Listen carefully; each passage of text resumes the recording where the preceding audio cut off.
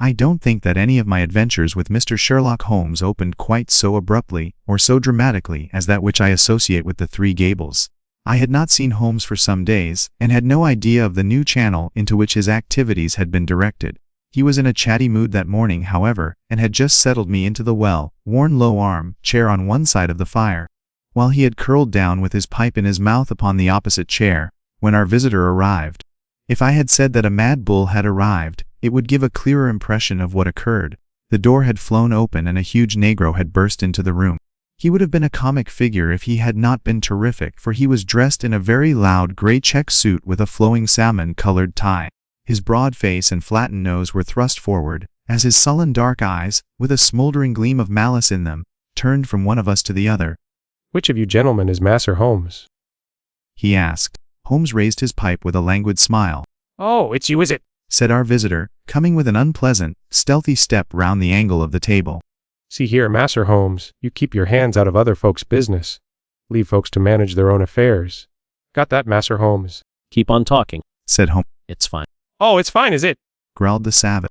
"It won't be so damn fine if I have to trim you up a bit. I've handled your kind before now, and they didn't look fine when I was through with them.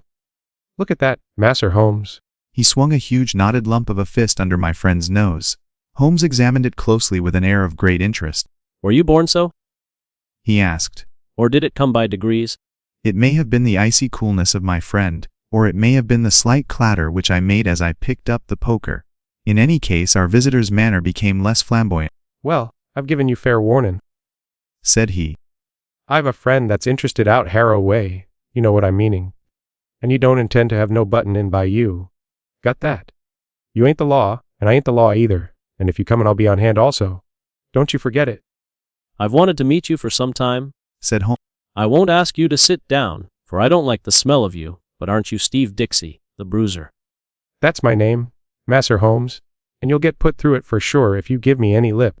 "It is certainly the last thing you need," said Holmes, staring at our visitor's hideous mouth. "but it was the killing of young Perkins outside the Holborn bar." "What, you're not going?" The negro had sprung back, and his face was leaden. "I won't listen to no such talk," said he. "What have I to do with this 'ere Perkins, Master Holmes? I was trainin' at the Bull Ring in Birmingham when this boy done gone get into trouble." "Yes, you'll tell the magistrate about it, Steve. Say. I've been watching you and Barney Stockdale."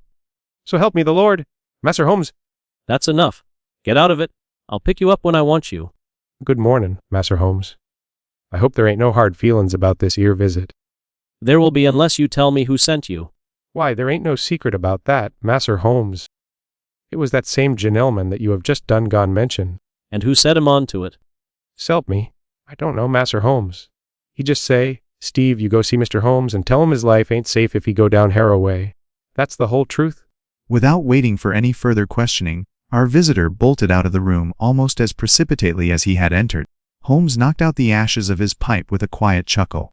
"I am glad you were not forced to break his woolly head, Watson. I observed your manoeuvres with the poker, but he is really rather a harmless fellow, a great muscular, foolish, blustering baby, and easily cowed, as you have seen. He is one of the Spencer John gang and has taken part in some dirty work of late which I may clear up when I have time. His immediate principal, Barney, is a more astute person. They specialize in assaults, intimidation, and the like. What I want to know is, who is at the back of them on this particular occasion?"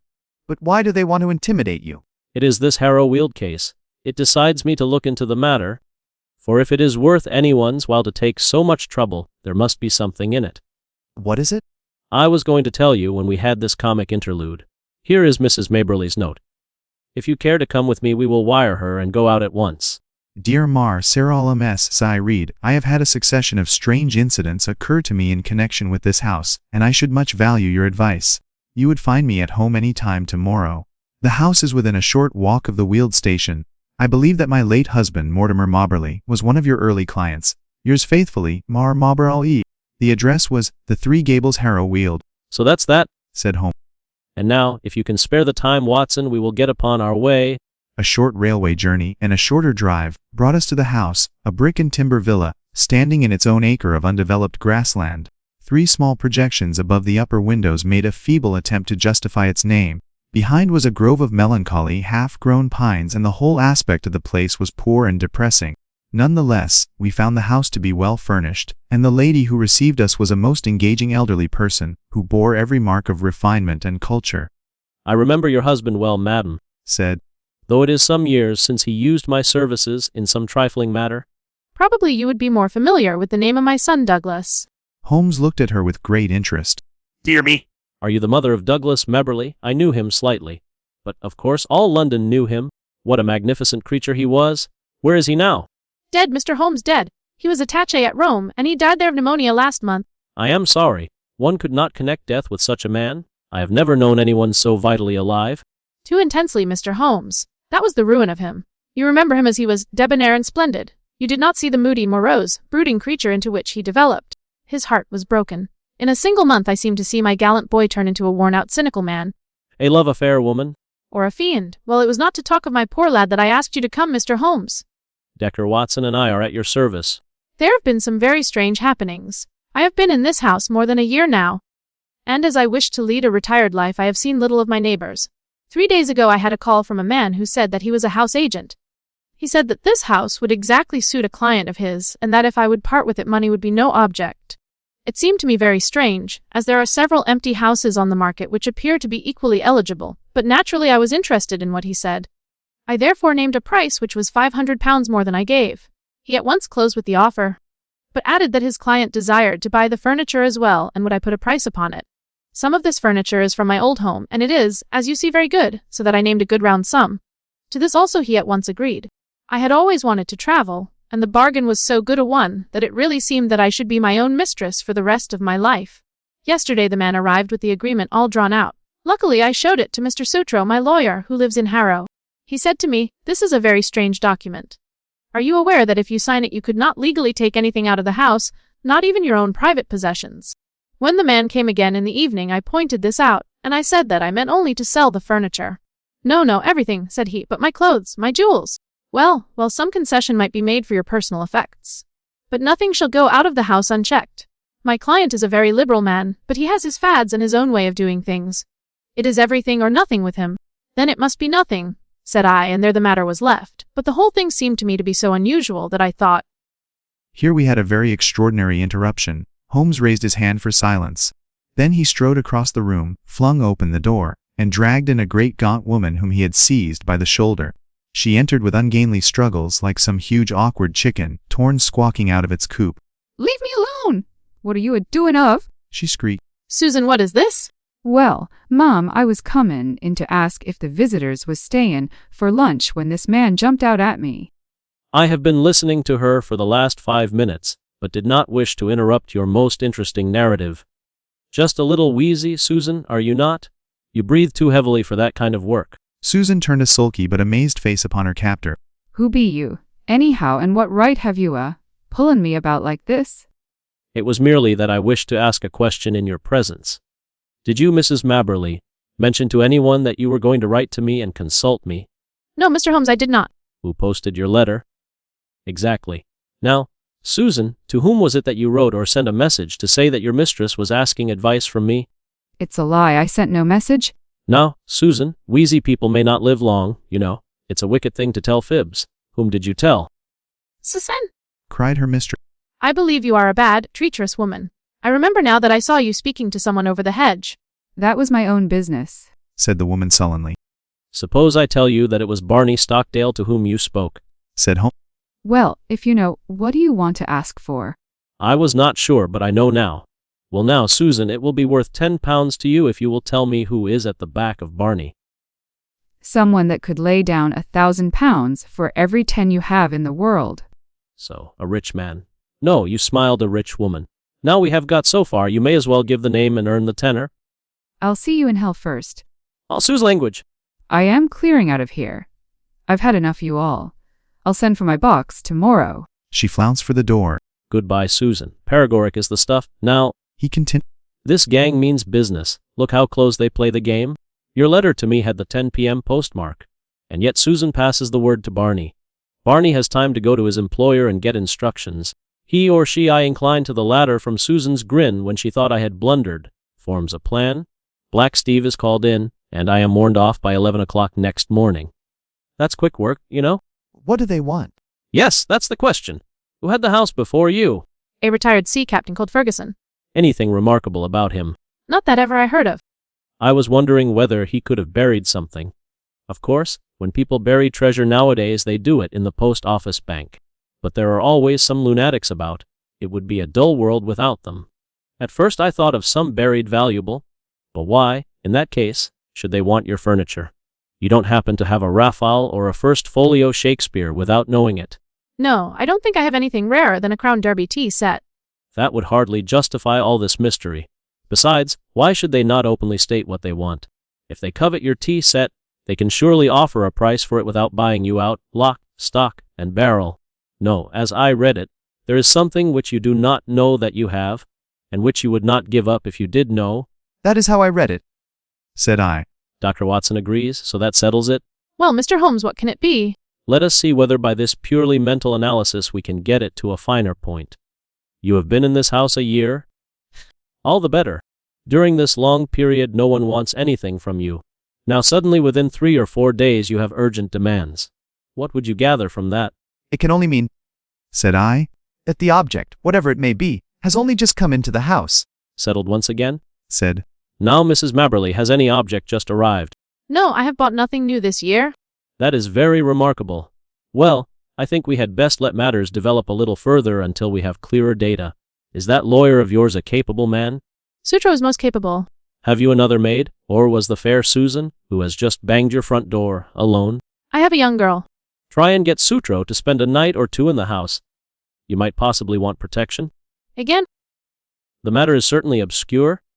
If I can't find what they are after, I must approach the matter from the other end and try to get at the principle. Did this house agent man give any address? Simply his card and occupation. Haynes Johnson, auctioneer and valuer. I don't think we shall find him in the directory. Honest businessmen don't conceal their place of business. Well, you will let me know any fresh development. I have taken up your case, and you may rely upon it that I shall see it through. As we passed through the hall, Holmes's eyes, which missed nothing, lighted upon several trunks and cases which were piled in the corner. The labels shone out upon them. Milano, Lucerne, these are from Italy. They are poor Douglas's things. You have not unpacked them. How long have you had them? They arrived last week. But you said, why? Surely this might be the missing link. How do we know that there is not something of value there? There could not possibly be Mr. Holmes. Poor Douglas had only his pay and a small annuity. What could he have of value? Holmes was lost in thought. Delay no longer, Mrs. Mabberley, he said at last. Have these things taken upstairs to your bedroom. Examine them as soon as possible and see what they contain. I will come tomorrow and hear your report. It was quite evident that the Three Gables was under very close surveillance. For as we came round the high hedge at the end of the lane there was the Negro prize fighter standing in the shadow. We came on him quite suddenly, and a grim and menacing figure he looked in that lonely place. Holmes clapped his hand to his pocket. Looking for your gun, Masser Holmes. No for my scent bottle, Steve? You are funny, Masser Holmes, ain't you? It won't be funny for you, Steve, if I get after you. I gave you fair warning this morning. Well, Masser Holmes, I done gone think over what you said, and I don't want no more talk about that affair of Masser Perkins. Suppose I can help you, Masser Holmes, I will. Well then, tell me who is behind you on this job. So help me the Lord, Masser Holmes, I told you the truth before. I don't know. My boss Barney gives me orders and that's all. Well, just bear in mind, Steve, that the lady in that house and everything under that roof is under my protection. Don't you forget it. All right, Masser Holmes. I'll remember. I've got him thoroughly frightened for his own skin, Watson. Holmes remarked as we walked on. I think he would double-cross his employer if he knew who he was. It was lucky I had some knowledge of the Spencer John crowd, and that Steve was one of them. Now, Watson, this is a case for Langdale Pike, and I am going to see him now. When I get back I may be clearer in the matter. I saw no more of Holmes during the day, but I could well imagine how he spent it, for Langdale Pike was his human book of reference upon all matters of social scandal.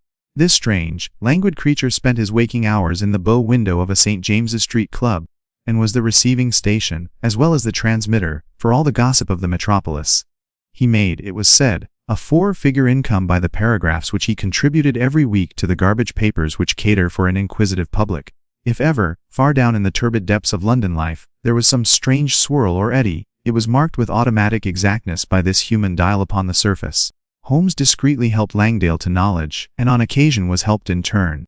When I met my friend in his room early next morning, I was conscious from his bearing that all was well, but none the less a most unpleasant surprise was awaiting us.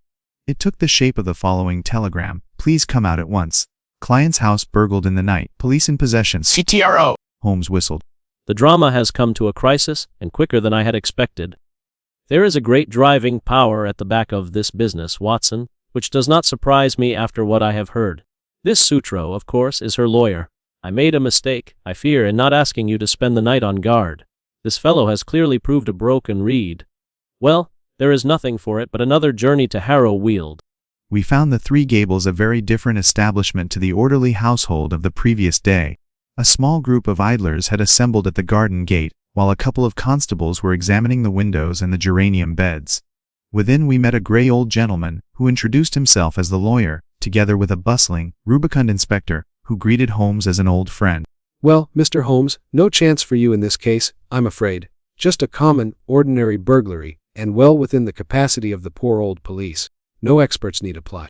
I am sure the case is in very good hands. Said, Merely a common burglary, you say? "Quite so. We know pretty well who the men are and where to find them. It is that gang of Barney Stockdale, with the big nigger in it. They've been seen about here." Excellent. What did they get? "Well, they don't seem to have got much. Mrs. Mebberley was chloroformed and the house was— Ah! Here is the lady herself." Our friend of yesterday, looking very pale and ill, had entered the room, leaning upon a little maid servant. You gave me good advice, Mr. Holmes. Said she, smiling ruefully. Alas, I did not take it. I did not wish to trouble Mr. Sutro, and so I was unprotected.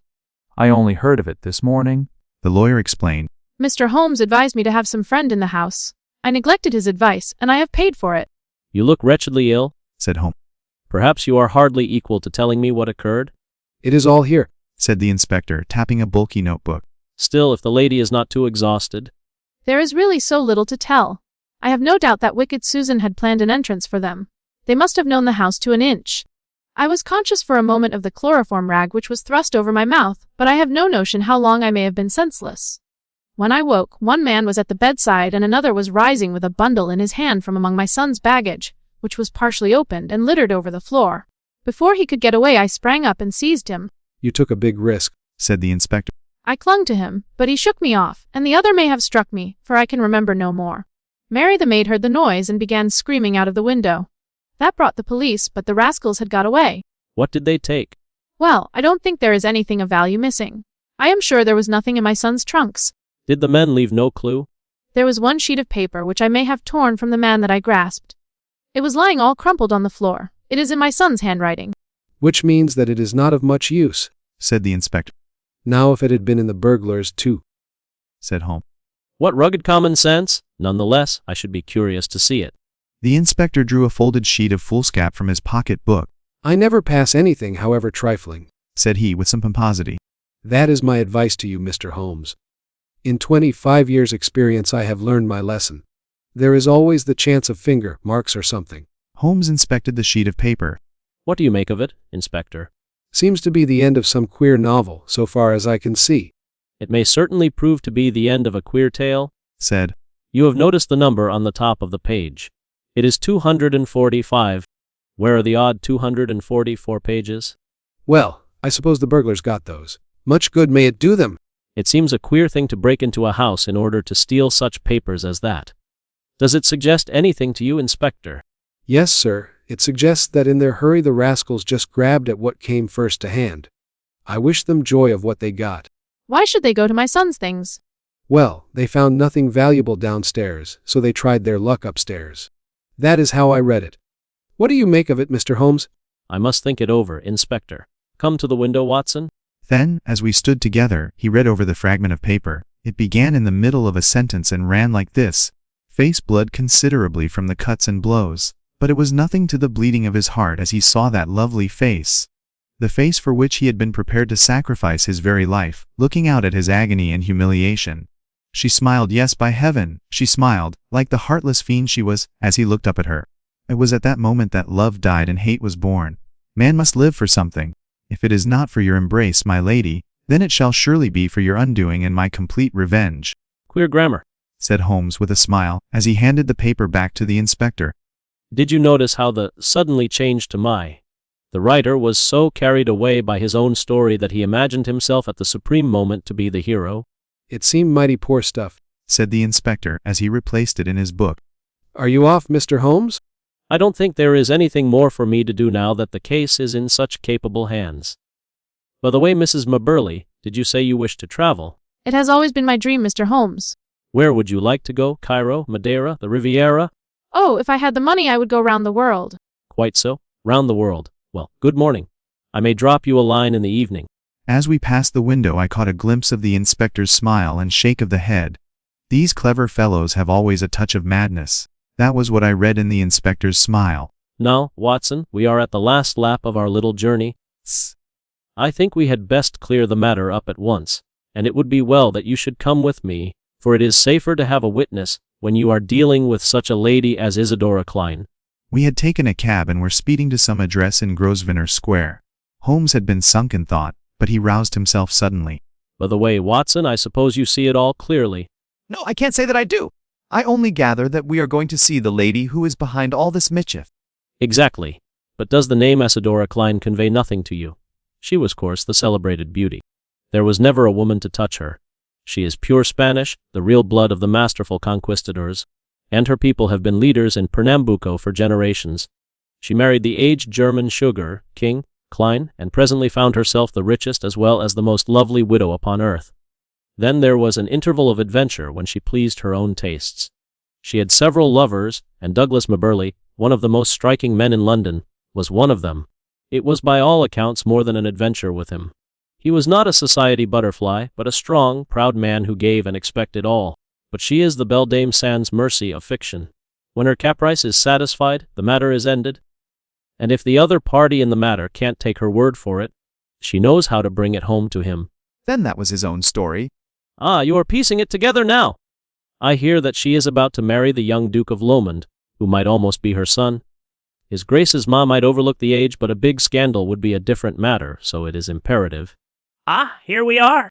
It was one of the finest corner houses of the West End. A machine-like footman took up our cards and returned with word that the lady was not at home.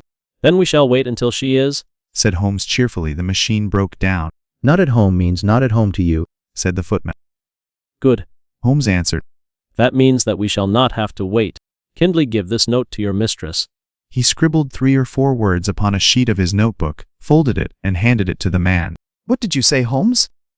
I asked. I simply wrote, shall it be the police, then? I think that should pass us in. It did, with amazing celerity. A minute later we were in an Arabian Nights drawing room, vast and wonderful, in a half-gloom, picked out with an occasional pink electric light. The lady had come, I felt, to that time of life when even the proudest beauty finds the half-light more welcome. She rose from a settee as we entered, tall, queenly, a perfect figure, a lovely mask-like face, with 2 wonderful Spanish eyes which looked murder at us both. What is this intrusion and this insulting message? She asked, holding up the slip of paper. I need not explain, madame. I have too much respect for your intelligence to do so, though I confess that intelligence has been surprisingly at fault of late. How, sir? By supposing that your hired bullies could frighten me from my work. Surely no man would take up my profession if it were not that danger attracts him. It was you, then, who forced me to examine the case of young Maberly. I have no idea what you are talking about. What have I to do with hired bullies? Holmes turned away warily. Yes, I have underrated your intelligence. Well, good afternoon. Stop, where are you going? To Scotland Yard. We had not got halfway to the door before she had overtaken us and was holding his arm. She had turned in a moment from steel to velvet. Come and sit down, gentlemen. Let us talk this matter over. I feel that I may be frank with you, Mr. Holmes. You have the feelings of a gentleman. How quick a woman's instinct is to find it out. I will treat you as a friend. I cannot promise to reciprocate, madam. I am not the law, but I represent justice so far as my feeble powers go. I am ready to listen, and then I will tell you how I will act. No doubt it was foolish of me to threaten a brave man like yourself. What was really foolish, madame, is that you have placed yourself in the power of a band of rascals who may blackmail or give you away. No, I am not so simple. Since I have promised to be frank, I may say that no one save Barney Stockdale and Susan his wife have the least idea who their employer is. As to them, well, it is not the first. She smiled and nodded, with a charming coquettish intimacy. I see. You've tested them before? They are good hounds who run silent. Such hounds have a way sooner or later of biting the hand that feeds them. They will be arrested for this burglary. The police are already after them. They will take what comes to them. That is what they are paid for. I shall not appear in the matter. Unless I bring you into it. No, no, you would not. You are a gentleman. It is a woman's secret. In the first place, you must give back this manuscript. She broke into a ripple of laughter and walked to the fireplace. There was a calcined mass which she broke up with the poker. Shall I give this back? She asked. So roguish and exquisite did she look as she stood before us with a challenging smile, that I felt of all Holmes's criminals this was the one whom he would find it hardest to face. However, he was immune from sentiment. That seals your fate, he said coldly. You are very prompt in your actions, madam, but you have overdone it on this occasion. She threw the poker down with a clatter. How hard you are! May I tell you the whole story? I fancy I could tell it to you. But you must look at it with my eyes, Mr. Holmes. You must realize it from the point of view of a woman who sees all her life's ambition about to be ruined at the last moment. Is such a woman to be blamed if she protects herself? The original sin was yours. Yes, yes, I admit it. He was a dear boy, Douglas. But it so chanced that he could not fit into my plans.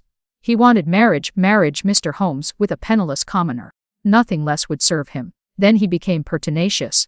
Because I had given, he seemed to think that I still must give, and to him only. It was intolerable. At last I had to make him realize it. By hiring ruffians to beat him under your own window. You do indeed seem to know everything. Well, it is true. Barney and the boys drove him away, and were, I admit, a little rough in doing so. But what do he do then? Could I have believed that a gentleman would do such an act? He wrote a book in which he described his own story.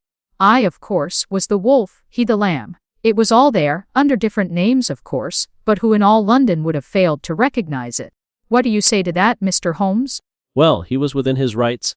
It was as if the air of Italy had got into his blood and brought with it the old cruel Italian spirit. He wrote to me and sent me a copy of his book that I might have the torture of anticipation. There were 2 copies, he said, one for me, one for his publisher. How did you know the publishers had not reached him? I knew who his publisher was. It is not his only novel, you know. I found out that he had not heard from Italy. Then came Douglas's sudden death. So long as that other manuscript was in the world, there was no safety for me. Of course, it must be among his effects, and these would be returned to his mother. I set the gang at work. One of them got into the house as servant. I wanted to do the thing honestly. I really and truly did. I was ready to buy the house and everything in it. I offered any price she cared to ask. I only tried the other way when everything else had failed. Now, Mr. Holmes, granting that I was too hard on Douglas, and God knows I am sorry for it, what else could I do with my whole future at stake? Sherlock Holmes shrugged his shoulders. Well, said he, I suppose I shall have to compound a felony as usual. How much does it cost to go round the world in first-class style? The lady stared in amazement. Could it be done on £5,000? Well, I should think so, indeed. Very good. I think you will sign me a check for that, and I will see that it comes to Mrs. Maberly. You owe her a little change of air, Muntidy. He wagged a cautionary forefinger. Have a care. You can't play with edged tools forever without cutting those dainty hands.